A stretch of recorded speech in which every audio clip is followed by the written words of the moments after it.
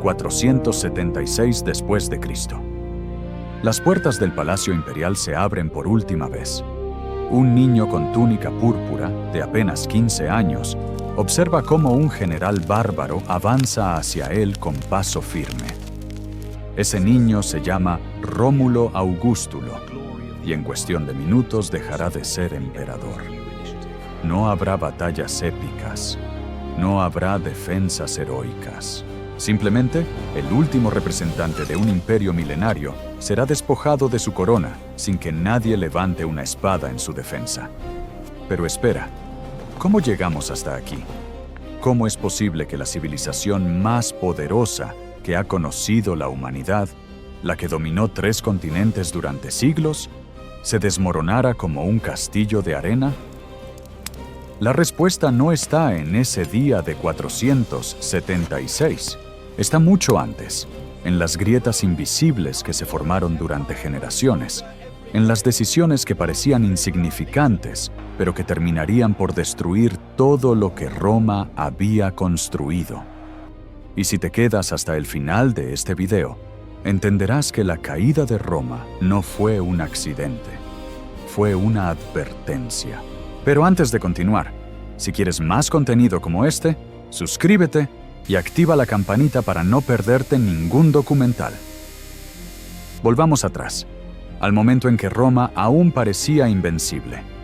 Imagínate por un momento que eres un ciudadano romano del siglo II después de Cristo. Caminas por las calles de la capital del mundo, rodeado de monumentos que parecen eternos. El Coliseo se alza majestuoso, las termas rebosan de gente, el foro hierve de actividad comercial. Desde Britania hasta Egipto, desde Hispania hasta Siria, todas las tierras conocidas rinden tributo a tu emperador. Tus legiones son invencibles. Tu lengua es el idioma del poder. Tu civilización define lo que significa ser humano. ¿Qué podría salir mal? Todo. Absolutamente todo. La verdad es que Roma ya estaba enferma mucho antes de que los bárbaros llamaran a sus puertas. Los primeros síntomas aparecieron durante lo que los historiadores llaman la crisis del siglo III, un periodo de 50 años entre el 235 y el 284 que casi destruye el imperio por completo. Durante esas 5 décadas, más de 50 hombres reclamaron el título de emperador. Algunos duraron años, otros apenas meses. La mayoría terminaron eliminados por sus propios soldados, víctimas de un ciclo interminable de traiciones y guerras civiles. Pero no nos adelantemos. Para entender cómo Roma cayó, primero necesitamos comprender qué la hizo grande. Y la respuesta no es lo que tú y yo pensamos. No fue solo su poderío militar, aunque sus legiones fueron formidables.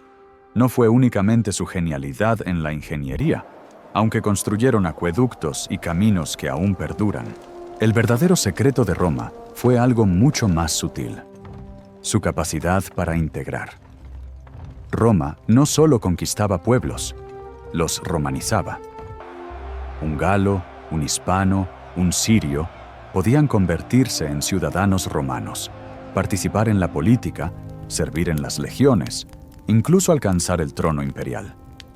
Ese era el genio de Roma, transformar a sus enemigos en romanos.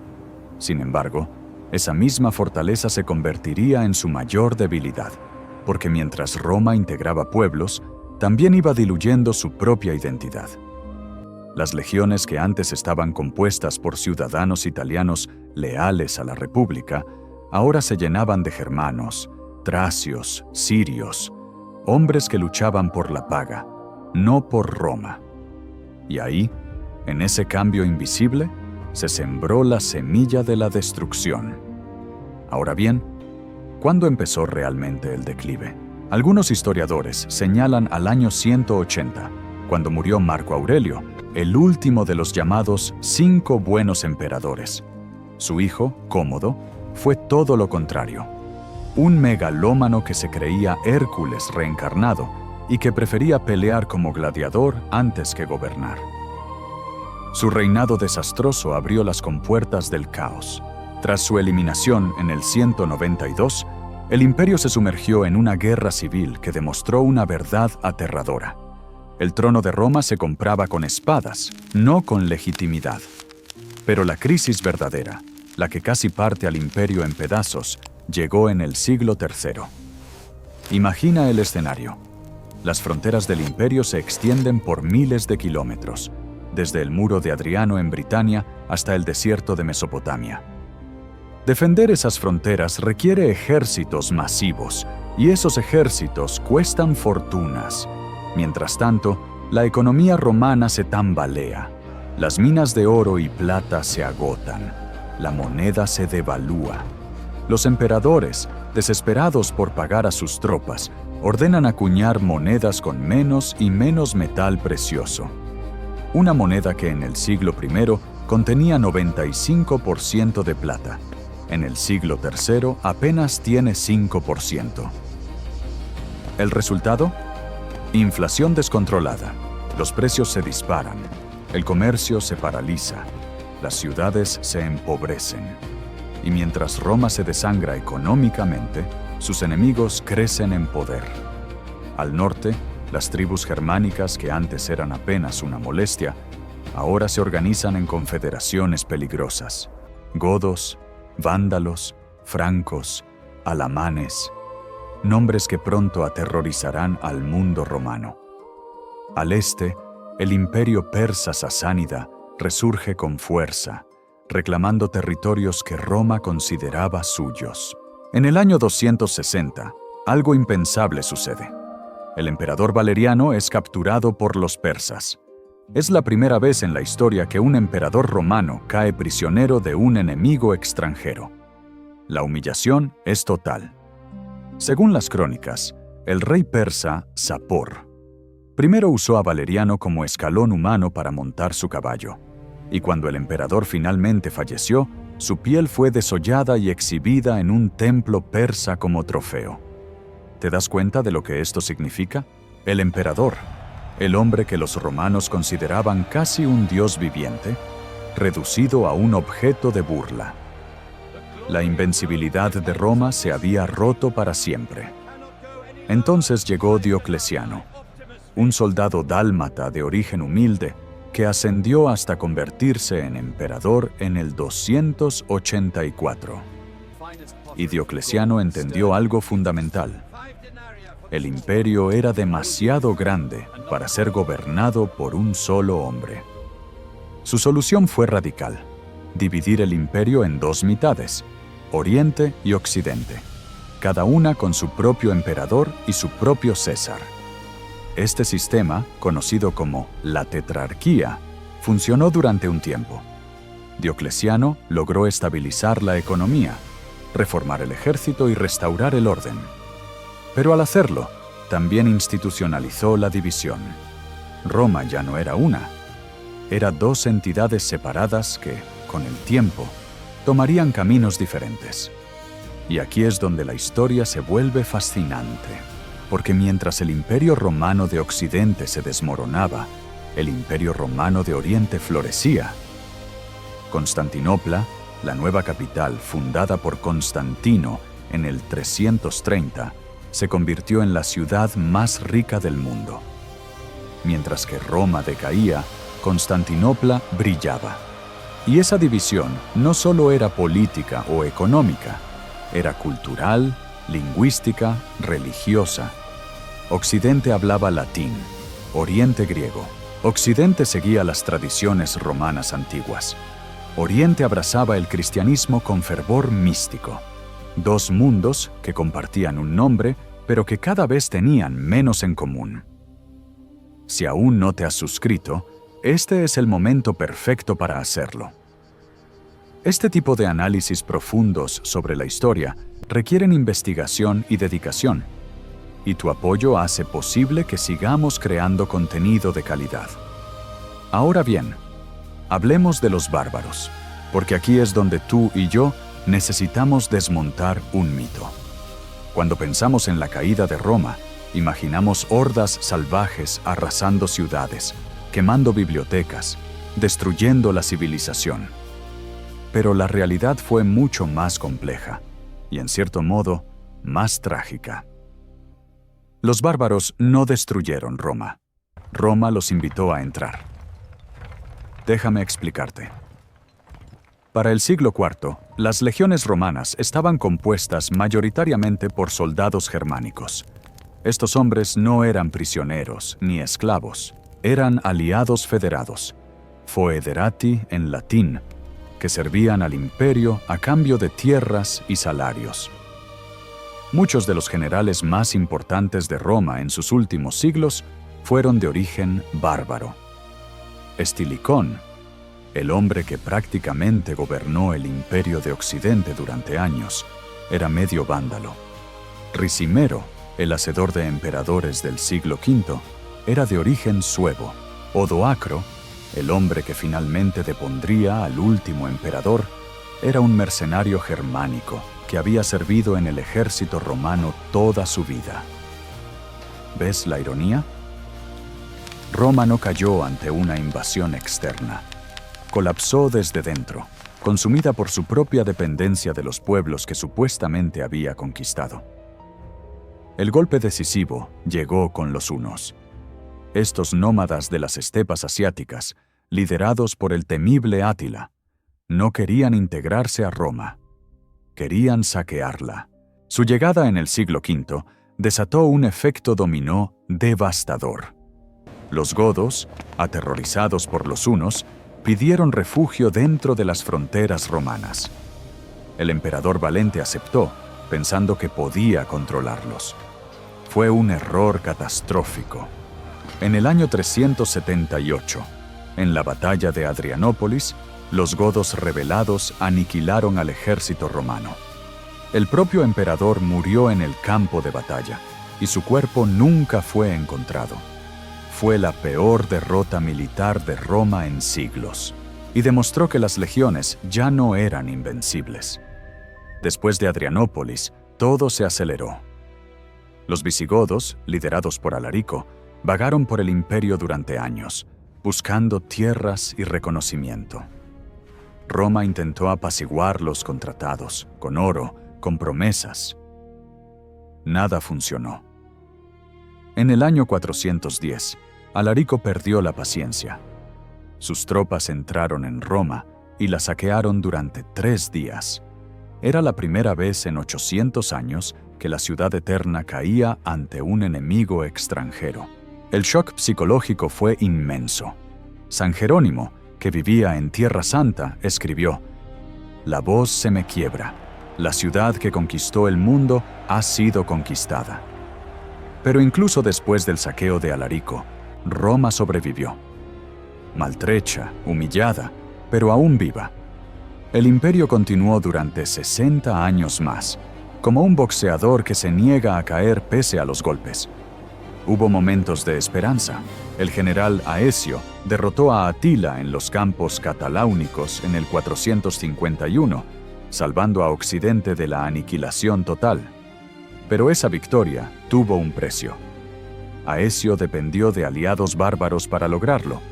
Visigodos, francos, burgundios, todos lucharon contra los hunos, no por Roma, sino por sus propios intereses. Y luego vino el final. No con gloria, sino con un suspiro. En el año 476, el general Odoacro decidió que ya no necesitaba mantener la farsa. Depuso al joven Rómulo Augustulo, envió las insignias imperiales a Constantinopla y se proclamó rey de Italia. No emperador. Rey. Porque Odoacro entendía que el título de emperador romano ya no significaba nada. El imperio romano de Occidente había terminado, no con una batalla épica, sino con un acto administrativo. Ahora, tú y yo podríamos pensar que eso fue todo, que Roma simplemente desapareció. Pero aquí está la parte que nadie te cuenta. Roma nunca cayó del todo. Lo que cayó fue su estructura política occidental. Pero el Imperio Romano de Oriente, lo que conocemos como el Imperio Bizantino, continuó durante casi 1000 años más. Constantinopla se consideraba la verdadera Roma. Sus emperadores se llamaban a sí mismos romanos. Su derecho se basaba en el derecho romano. Su lengua de administración era el latín, hasta que gradualmente fue reemplazado por el griego. Cuando los turcos otomanos finalmente conquistaron Constantinopla en 1453, los bizantinos aún se consideraban romanos. Pero volvamos a Occidente. ¿Qué pasó después de 476? Los reinos bárbaros que surgieron sobre las ruinas del imperio intentaron mantener vivas las tradiciones romanas. Teodorico el Grande, rey ostrogodo de Italia, se esforzó por preservar las leyes, las instituciones, incluso los edificios romanos. Clodoveo, rey de los francos, se convirtió al cristianismo católico para ganar legitimidad ante la población romana de las Galias. Los visigodos de Hispania adoptaron el latín y las costumbres romanas. En cierto sentido, los bárbaros querían ser romanos más que destruir Roma. ¿Por qué? Porque Roma representaba civilización, representaba orden, ley, cultura. Los germánicos podían conquistar territorios, pero sabían que su legitimidad dependía de conectarse con esa herencia romana. Por eso, Carlomagno, el rey de los francos, fue coronado emperador romano en el año 800. Por eso el Sacro Imperio Romano Germánico reclamó ser el sucesor legítimo de Roma durante siglos. Por eso incluso los zares rusos tomaron su título de César, la palabra romana para emperador. Si has llegado hasta aquí, significa que realmente te interesa la historia. No olvides darle like a este video y compartirlo con alguien que también aprecie este tipo de contenido. Entonces, ¿por qué cayó Roma realmente? La pregunta ha obsesionado a historiadores durante siglos. El historiador Edward Gibbon, en su monumental obra del siglo XVIII, culpó al cristianismo. Argumentó que la religión cristiana debilitó el espíritu marcial de Roma, convirtiendo a guerreros en monjes, a ciudadanos orgullosos en creyentes humildes. Otros han señalado factores económicos, la inflación descontrolada, el colapso del comercio, el agotamiento de las minas. Algunos hablan de factores ambientales, plagas devastadoras, cambios climáticos que arruinaron las cosechas, enfermedades que diezmaron la población. Pero la verdad, y esto es lo que tú y yo debemos entender, es que Roma cayó por todas esas razones y por ninguna. Fue un proceso gradual, acumulativo, donde cada problema se alimentaba del siguiente. La economía colapsaba, así que el Estado no podía pagar a sus soldados. Sin paga, los soldados se rebelaban. Las rebeliones causaban guerras civiles. Las guerras civiles debilitaban las fronteras. Las fronteras débiles permitían invasiones. Las invasiones destruían la economía. Y el ciclo comenzaba de nuevo. Además, hubo un factor que raramente se menciona, pero que fue crucial: la pérdida del norte de África. Cuando los vándalos conquistaron Cartago en el 439, cortaron el suministro de grano que alimentaba a Roma. El norte de África era el granero del imperio. Sin él, Italia pasó hambre. Y un imperio hambriento es un imperio moribundo. Déjame darte un dato que pone todo en perspectiva. En el año 100 después de Cristo, la ciudad de Roma tenía aproximadamente 1 millón de habitantes. Era la metrópolis más grande del mundo antiguo. Para el año 500, su población había caído a menos de 20.000 personas. Las grandes avenidas estaban vacías. Los acueductos, rotos, los baños públicos, abandonados. El Coliseo, donde antes rugían multitudes de 50.000 personas, ahora servía como fortaleza para bandas de criminales. Roma, la ciudad eterna, se había convertido en un pueblo fantasma. Sin embargo, y aquí está lo paradójico, la cultura romana sobrevivió. La Iglesia Católica, que había adoptado la estructura administrativa del imperio, se convirtió en la guardiana de la civilización romana. Los monasterios preservaron los textos clásicos. Los obispos asumieron funciones gubernamentales que antes desempeñaban los magistrados. El Papa se convirtió, en muchos sentidos, en el nuevo emperador de Roma. No con ejércitos, sino con autoridad espiritual. Y el latín, el idioma de Roma, no murió, evolucionó. En las diferentes regiones del antiguo imperio, el latín vulgar se transformó gradualmente en las lenguas romances: español, francés, italiano, portugués, rumano. Cada una de estas lenguas es un descendiente directo del latín que hablaban los legionarios, los comerciantes, los esclavos del imperio. Cuando tú y yo hablamos español, estamos hablando el nieto del latín romano. El derecho romano también sobrevivió. El Código de Justiniano, compilado en el siglo VI por el emperador bizantino Justiniano, preservó las leyes romanas y se convirtió en la base de los sistemas legales de toda Europa occidental. Incluso hoy, conceptos como habeas corpus, presunción de inocencia, derecho de propiedad, todos provienen del derecho romano. La arquitectura romana influyó en cada civilización posterior. Los arcos, las bóvedas, las cúpulas que Roma perfeccionó, fueron adoptados por bizantinos, islámicos, renacentistas. El Panteón de Roma, construido en el siglo II, sigue siendo la cúpula de hormigón no reforzado más grande del mundo. 2000 años después, aún nos maravilla. Y aquí llegamos a una pregunta incómoda. ¿Realmente cayó Roma o simplemente se transformó? Porque cuando observamos la Edad Media europea, lo que vemos no es la ausencia de Roma, sino su metamorfosis. Los reinos germánicos no rechazaban ser romanos, aspiraban a serlo. El feudalismo adoptó conceptos del derecho romano. El cristianismo medieval estaba saturado de filosofía romana. La misma idea de Europa como entidad cultural nace de la romanización.